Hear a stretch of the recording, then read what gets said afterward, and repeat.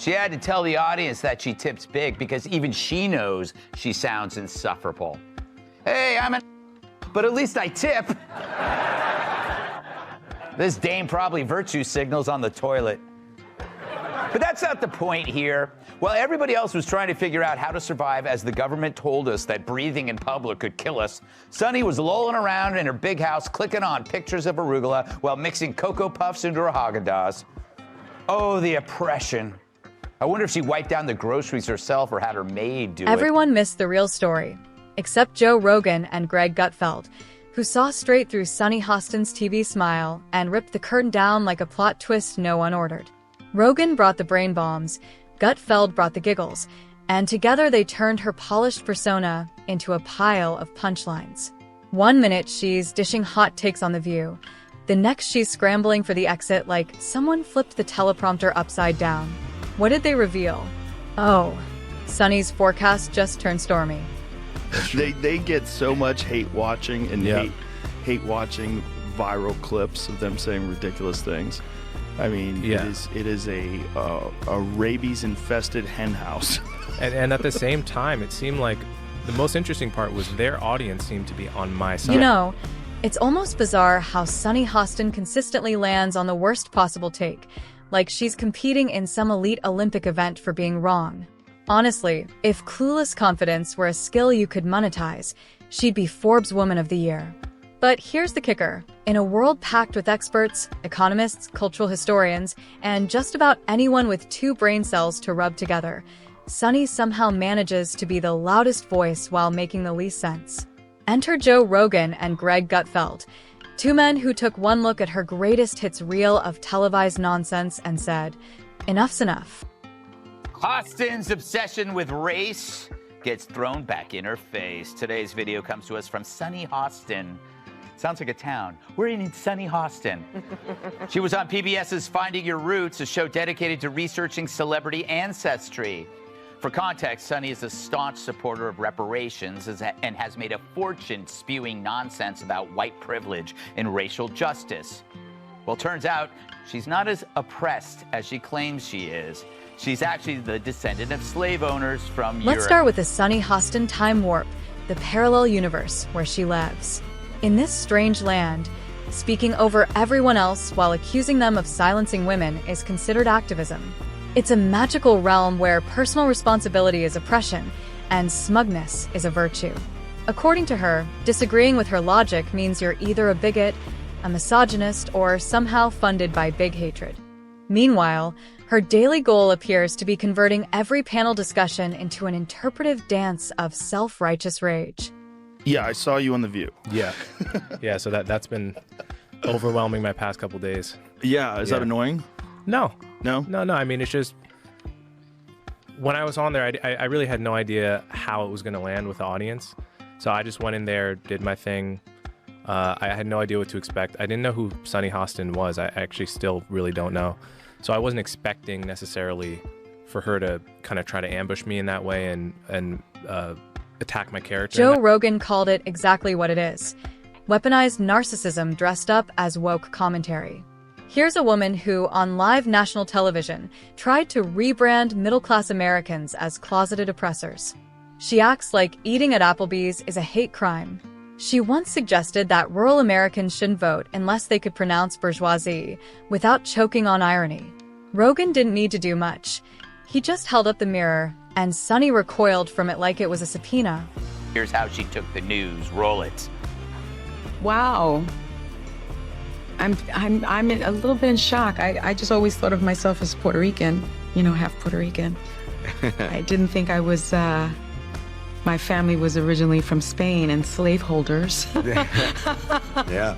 So how are you feeling, my friend? I think it's actually pretty interesting that my husband and I have shared roots. Yeah.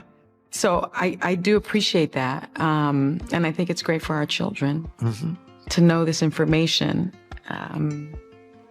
I guess it's a fact of life. Greg Gutfeld, meanwhile, didn't just bring a mirror. He brought a megaphone, a spotlight, and a sarcasm-fueled bulldozer. Watching him unpack her contradictions was like watching someone slowly peel an onion and realize it's made entirely of recycled Twitter threads and indignation.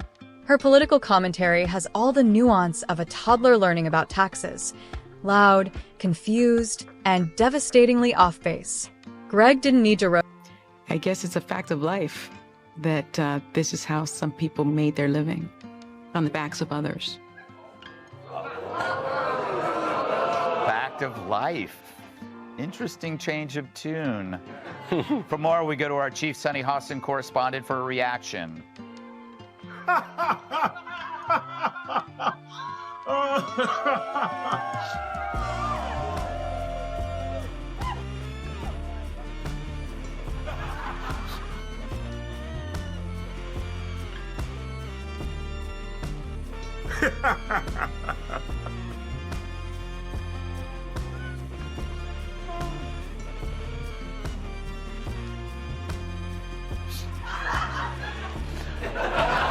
roast her. She practically set herself on fire and walked into a wind tunnel of truth. One of the most comical things Sunny's ever done, aside from calling her own colleagues dangerous extremists for suggesting basic common sense, is declaring herself a voice for the voiceless while hogging airtime on one of the most mainstream shows in daytime television. You know, because it's really hard to get your opinions out there when you're contractually obligated to shout them 5 days a week before noon. Rogan, in one of his classic slow burn takedowns, just shook his head like a disappointed dad watching his kid microwave aluminum. He didn't need theatrics. He simply noted how someone can live in a coastal mansion, fly private, and still pretend to be oppressed. If victimhood were a timeshare, Sunny would be a platinum tier member with beachfront guilt access. Problem with that show is that show has this very specific ideological bubble in which they operate in. You know, and they always bring on a token conservative woman and they yell over her and silence her. And, you know, they did that with Meghan McCain, and they did that with the, what is that other blonde woman from Survivor? Do you remember her, Jamie? She was always yelling. I mean, it's just, it's a bizarre show. Greg Gutfeld, on the other hand, performed a full surgical dissection of her logic, if you can call it logic. He laid out, with painful precision, the greatest hits of Hostin's unintentional comedy, like the time she suggested certain opinions shouldn't be platformed while simultaneously using her platform to scream that into the void.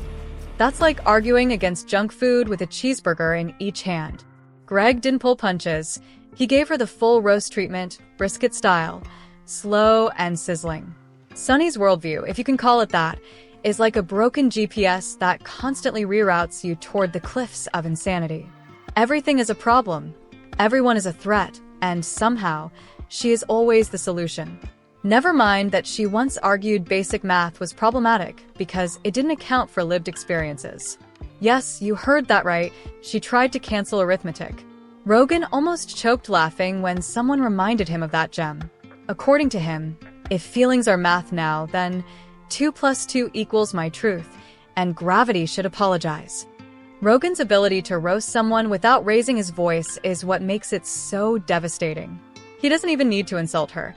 He just repeats her points back slowly, like he's explaining quantum physics to a turtle.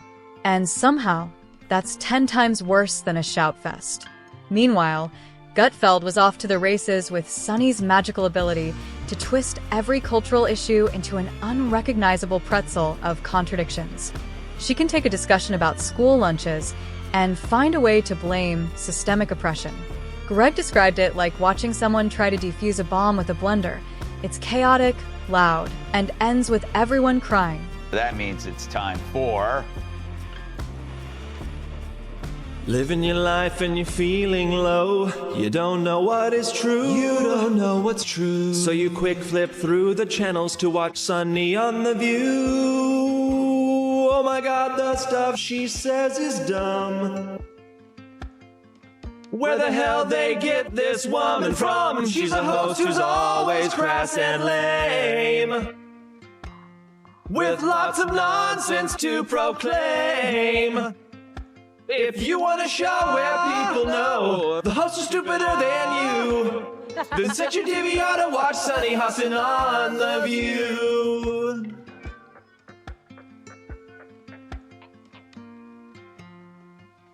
Ah! Nicely done, Then there's the classic Hostin humble brag, where she lectures America about inequality while casually referencing her vacation home and Ivy League education. She tells us she's just like us while sipping custom oat milk lattes and tweeting about the struggle from a yacht.